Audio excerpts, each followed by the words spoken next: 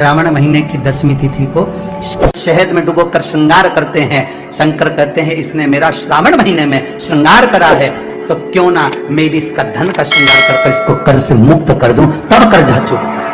कहते हैं सावन का चढ़ाया जल मनुष्य के जीवन का हर पल बदलता रहता है, हर पल बदलता।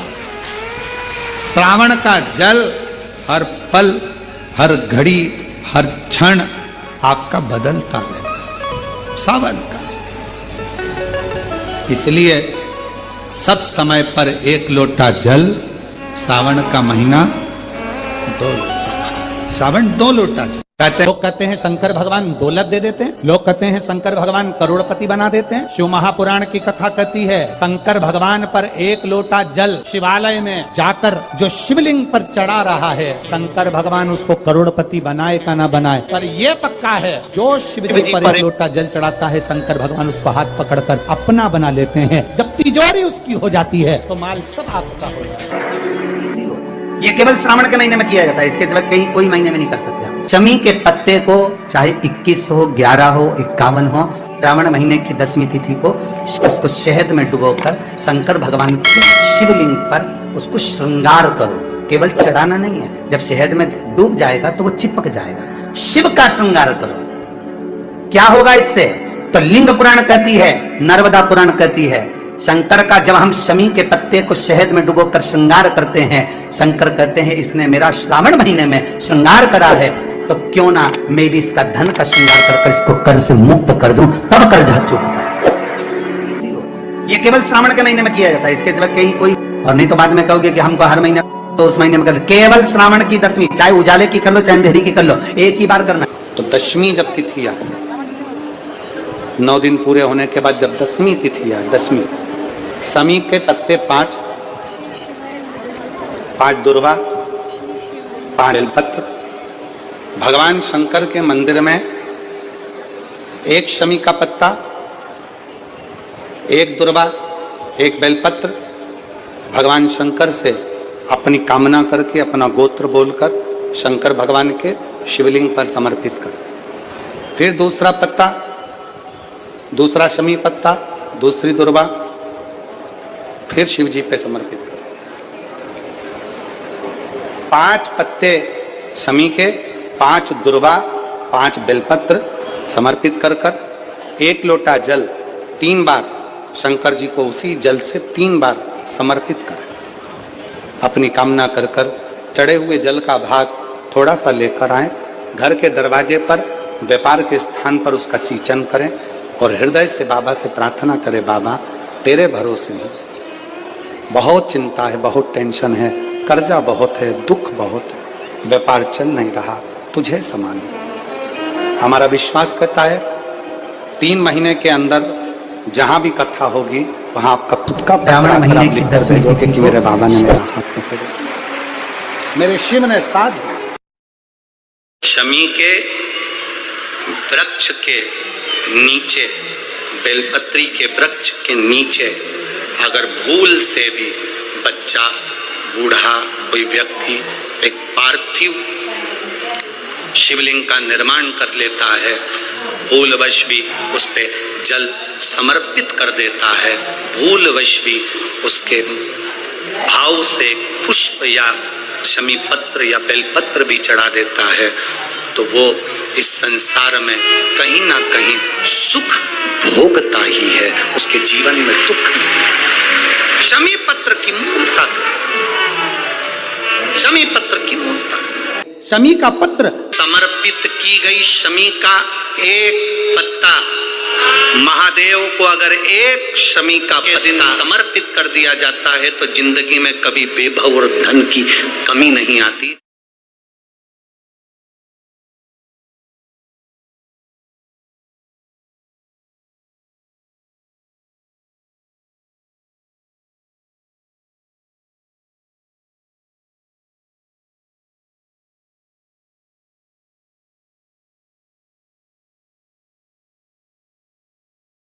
शमी के पेड़ के नीचे हम क्या कर जाएं कि हमारी कामना सिद्ध हो जाए, या बेलपत्री के पेड़ के नीचे हम क्या कर कर जाएं कि हमारी कामना सिद्ध हो जाए। तो शिव महापुराण में और गणेश पुराण के अंदर एक बहुत सुंदर प्रसंग है। गणेश पुराण में जैसे दुर्वा का प्रसंग कहा गया, तो गणेश पुराण में शमी के जो पत्ते का वर्णन करा गया, तो उसमें स्पष्ट कहा गणेश पुराण में कि यदि एक लोटा पानी, एक कलश जल, उसमें चंदन घोलकर अक्षत के 5 दाने और पीपल के 2 पत्ते उसमें डालकर शमी के पेड़ के ऊपर उस जल को समर्पित कर कर आप अपनी कामना बोलकर जिस कार्य के लिए जाते हैं, वो कार्य मात्र 3 दिन में सफल हो जाता है। मात्र 3 दिन लगते हैं। भारत में वर्णन आता है और महाभारत के अंतर्गत जब पांडवों को वानप्रस्थ दिया गया, तब पांडवों ने भगवान से पूछा कि हम हमारे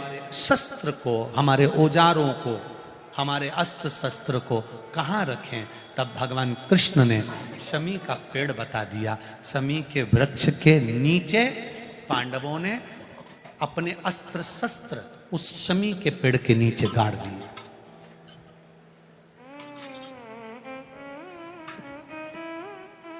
शमी के वृक्ष के नीचे अस्त्र शस्त्र को गाड़ा गया। जब वानप्रस्थ पूरा हो गया, पांडव वापिस आए, शमी के पेड़ के नीचे खोदा गया और खोदने के बाद अस्त्र शस्त्र निकाले गए और अस्त्र शस्त्र निकालकर, अस्त्र शस्त्र निकालने के बाद पुनः भगवान कृष्ण ने पांडवों को दिए। पांडवों ने उन अस्त्र शस्त्र की पूजन शमी के वृक्ष के नीचे करी, तो भगवान कृष्ण ने कह दिया, आज आपने पूजन करी है, लक्ष्मी का जो दिन होगा, लोग अपने घरों में शस्त्र की पूजन करेंगे, शमी के पत्ती का स्मरण करेंगे, उसके घर में कभी संपदा की कमी नहीं होगी और वीरता का आनंद होगा। वो शमी पत्ती थी शमी। और धौम्य ऋषि के पुत्र थे मंदार। मंदार आंकड़ा पुष्प, शमी औरव ऋषि की बेटी। जब बड़ी होती चली गई तो वो औरव ऋषि की बेटी शमी ने जीवन में कुछ किया ना किया, पर एक काम औरव ऋषि की बेटी शमी करती रही कि भरण पोषण में अग्रणी रही। कोई भूखा मिल गया, औरव ऋषि की बेटी ने अपना भोजन तक दे दिया। ये बेटी का जीवन होना चाहिए। कई महाराज, औरव ऋषि की बेटी शमी उसमें की थी, अगर उसकी थाली में कुछ भी नहीं बचा चलेगा, पर सामने वाला भूखा नहीं रहना चाहिए, उसको जरूर खिला देना।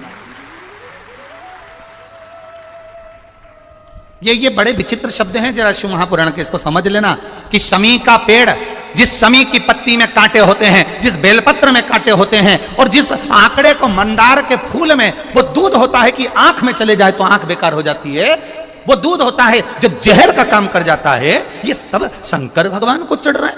शमी जिसमें कांटे हैं, बेलपत्र जिसमें कांटे हैं, मंदार का फूल जिसमें जहर भरा पड़ा है, धतूरा जिसमें जहर भरा पड़ा हुआ है, ये शिव को क्यों समर्पित है? ये शंकर को क्यों चाहिए? ये शंकर के पास क्यों जा रहे हैं?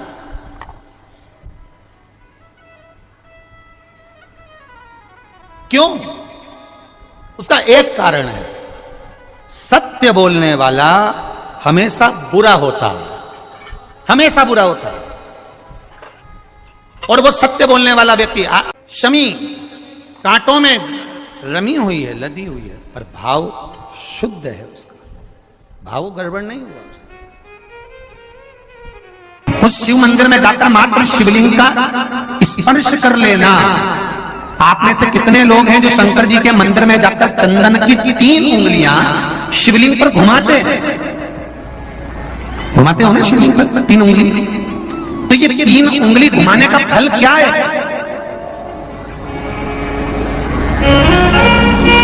क्या फल है? इस शिवलिंग पर ये 3 उंगली घुमाई जाए तो इसका फल क्या है? तो आपको लगेगा भगवान शंकर को त्रिपुंड लगाना है। बोलो सही है गलत है? आप तो यही सोचोगे ना कि शिव जी को त्रिपुंड लगाया गया है, पर नहीं। शिव महापुराण की कथा कहती है, ओम शिव महापुराण की कथा ये सागर में जो चल रही है, इसमें आप अगर विद्धेश्वर संहिता को या पार्वती खंड को निकालोगे या आप स्कंद पुराण का या लिंग पुराण की कथा को उठाकर देखोगे तो उसमें वर्णन आता है जब कोई पुरुष, नारी या बच्चा अगर गंध भी नहीं है, लाल चंदन भी नहीं है और मात्र उंगली से 3 लाइन खींचता है, उसका मतलब त्रिपुंड लगाना नहीं होता। उसका मतलब होता है कि उसने एक पार्थिव शिवलिंग का निर्माण कर पूजन कर ली है, यह फल प्राप्त होता है, उसका फल ये प्राप्त होता है।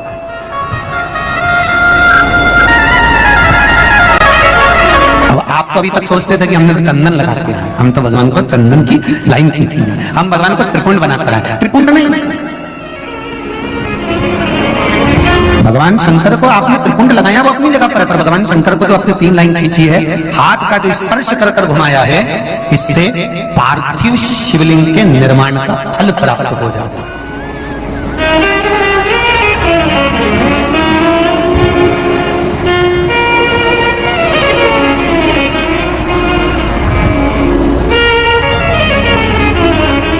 विशेष जब कामना रहती है, विशेष कामना, आज आपका मन कर गया 108 चावल के दाने मेरे को शिव जी को चढ़ाना है, 108 चावल के दाने मुझे शंकर भगवान को चढ़ाना। विशेष आज आपके मन में कोई मनोरथ बड़ा है, कोई कामना बड़ी है और बाबा से आपने विनती करी कि मेरा ये कार्य अटक रहा है, आप पूरा करोगे, मुझे विश्वास है। 108 चावल के दाने चढ़ाना है, आपने चंदन लगाया, हाथ की हथेली पर 108 चावल के दाने जो घर से गिनकर लेकर गए हो उसको हथेली में रखा, एक एक चावल का दाना नहीं चढ़ाया, हथेली में रखकर जो विशेष कामना, जैसे किसी कर्मकांडी ब्राह्मण से पूछा जाए, पूजन होने के बाद में विशेष अर्घ दिया जाता है, विशेष अर्घ,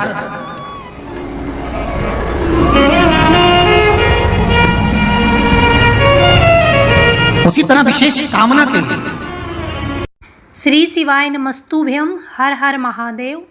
श्रावण मास के 3 अगस्त 10वीं तिथि रविवार को आप सभी को पूज्य गुरुजी द्वारा बताए गए इस वीडियो में उपाय हैं, वो आप सभी को श्रावण मास के इस पवित्र महीने में भगवान भोलेनाथ के मंदिर में जाकर आपको ये सब उपाय करने हैं और उनका भगवान भोलेनाथ से आपको प्रार्थना करनी है।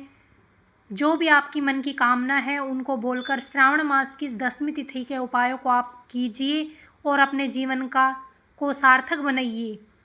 श्रावण मास के कुछ ही दिन बाकी हैं। भगवान भोलेनाथ की पूजा अर्चना आराधना आप अवश्य करें। भगवान भोलेनाथ को 2 लोटा जल अवश्य अर्पित करिए और अपने जीवन को सार्थक बनाइए। ये थे आज के पूज्य गुरु जी द्वारा बताए गए उपाय, जो श्रावण मास की 10वीं तिथि के दिन आपको, रविवार के दिन आपको करने हैं। अगर वीडियो अच्छी लगी तो like, share and subscribe, comment में श्री शिवाय नमस्तुभ्यम, हर हर महादेव अवश्य लिखना।